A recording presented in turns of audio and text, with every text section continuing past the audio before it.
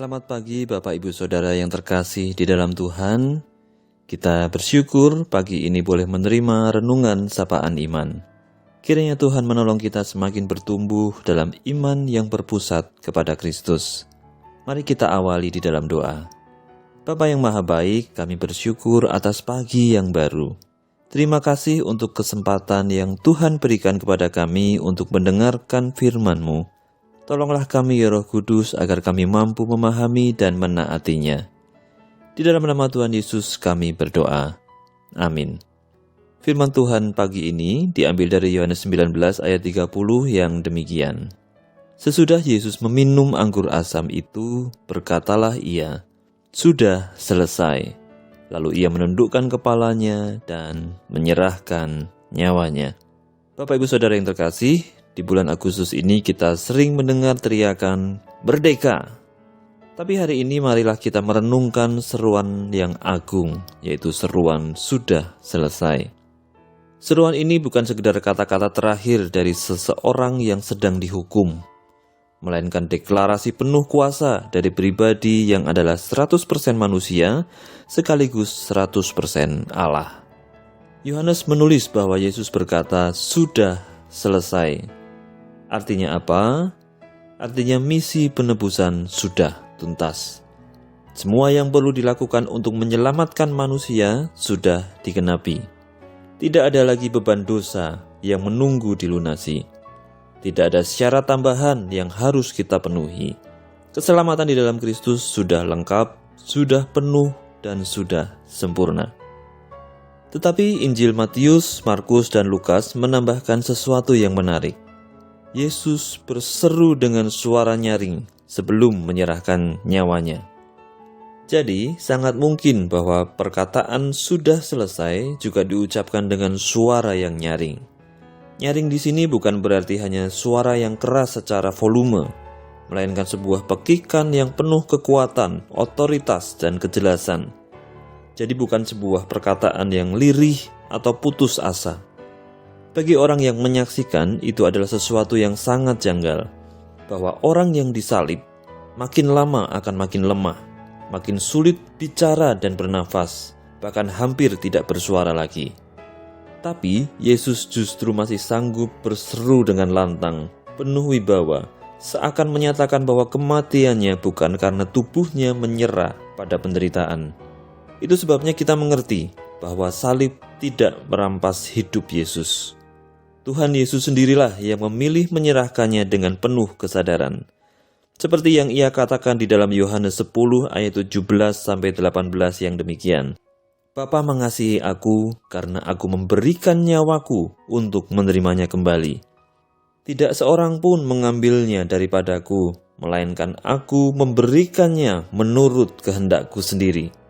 Aku berkuasa memberikannya dan berkuasa mengambilnya kembali." Perkataan tersebut diucapkan sebelum peristiwa salib, saat dia mengajar di bait Allah dalam pengajaran tentang gembala yang baik. Ini menjadi penjelasan awal tentang makna kematiannya. Hal ini menegaskan bahwa kematiannya adalah tindakan sukarela dalam ketaatannya kepada Bapa, dan kebangkitannya adalah bukti kuasanya atas hidup dan mati. Seruan sudah selesai mengajarkan kita dua hal penting. Yang pertama, kemenangan di dalam Kristus sudah final.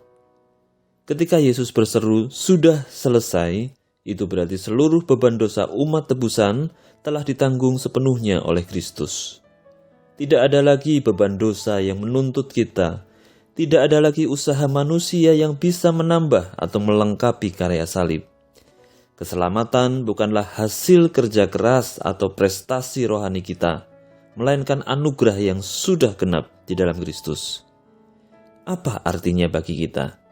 Kita tidak perlu lagi hidup di bawah rasa bersalah yang menindih, atau di bawah ketakutan apakah kita sudah cukup baik di hadapan Allah. Di dalam Kristus kita sudah diterima sepenuhnya.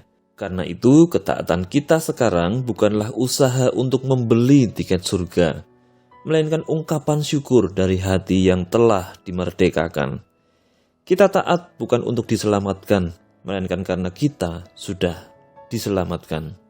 Kita mengasihi bukan karena kita ingin dikasihi, melainkan karena kita sudah terlebih dahulu dikasihi Allah dengan cara yang begitu agung, yaitu Kristus mati di kayu salib untuk menebus dosa kita. Yang kedua, bagikan sudah selesai adalah tanda kemenangan, bukan sebuah keputusasaan. Biasanya kata-kata terakhir orang yang sedang sekarat terdengar lirih, melemah, bahkan hampir tidak terdengar. Tetapi Yesus justru berseru dengan suara nyaring. Itu bukan ratapan orang yang kalah, melainkan proklamasi Raja yang menuntaskan misinya. Salib yang tampak sebagai simbol kekalahan di mata dunia, justru menjadi panggung kemenangan terbesar dalam sejarah. Iblis dan dosa dikalahkan. Dan bagi kita, seruan ini adalah undangan. Hidup kita yang sering diwarnai luka, masalah, dan kekecewaan membuat kita ingin bersuara dengan keluhan. Namun salib mengajar kita bahwa kita dipanggil untuk bersuara dengan cara yang berbeda, yaitu dengan suara iman, suara pengharapan, dan suara kasih. Bukan lagi teriakan dari luka, tetapi teriakan dari anugerah.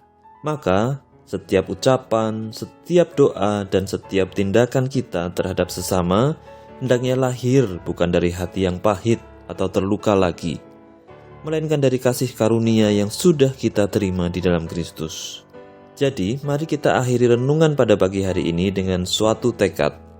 Jika Yesus berseru dengan suara nyaring di salib untuk memproklamirkan kemenangannya dalam menggenapkan seluruh hukum Taurat dan kemenangannya dalam menebus dosa kita, maka kita pun dipanggil untuk hidup dengan suara yang sama, dengan suara iman, suara penyerahan kepada Allah, dan suara kasih yang lahir dari salib.